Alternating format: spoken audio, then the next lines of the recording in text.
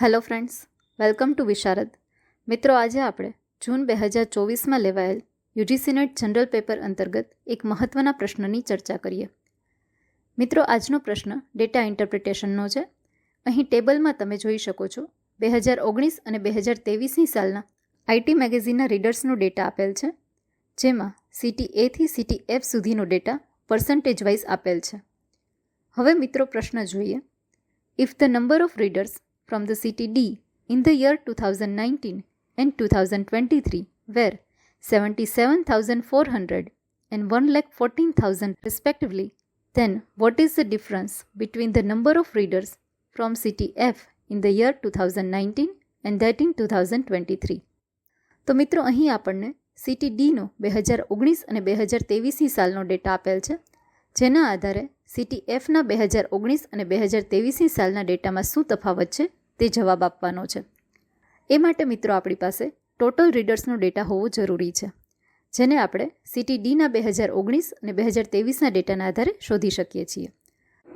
તો મિત્રો, સૌપ્રથમ આપણે 2019નો ટોટલ રીડર્સનો ડેટા ફાઇન્ડ કરીએ. 77,400 જે આપણને વેલ્યુ આપેલી છે તે 9% છે ટોટલ રીડર્સના.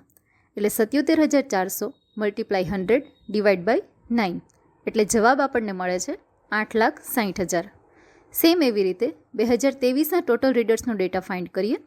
આપણને અહીં 2023માં 1,14,000 વેલ્યુ આપેલી છે, જે ટોટલ રીડર્સના 10% છે. એટલે 1,14,000 મલ્ટીપ્લાય 100 ડિવાઈડ બાય 10 એટલે જવાબ આપણને મળે છે 11,40,000. તો હવે મિત્રો આના આધારે સિટી એફનો ડેટા ફાઇન્ડ કરીએ. સિટી એફનો ડેટા મિત્રો તમે ટેબલમાં જોઈ શકો છો. 2019નો 26% છે અને 2023માં 22% રીડર્સ છે. તો હવે મિત્રો સૌપ્રથમ 2019ના 26%ની વેલ્યુ કેટલી છે તે જોઈએ. 2019ના ટોટલ રીડર્સ છે 8,60,000. એની આપણે 26%ની કિંમત શોધવાની છે. એટલે 8,60,000 મલ્ટીપ્લાય 26 ડિવાઈડ બાય 100 એટલે આપણને જવાબ મળે છે 2,23,600. સેમ એવી રીતે 2023નો ડેટા ફાઇન્ડ કરીએ તો 2023માં 22% રીડર્સ છે.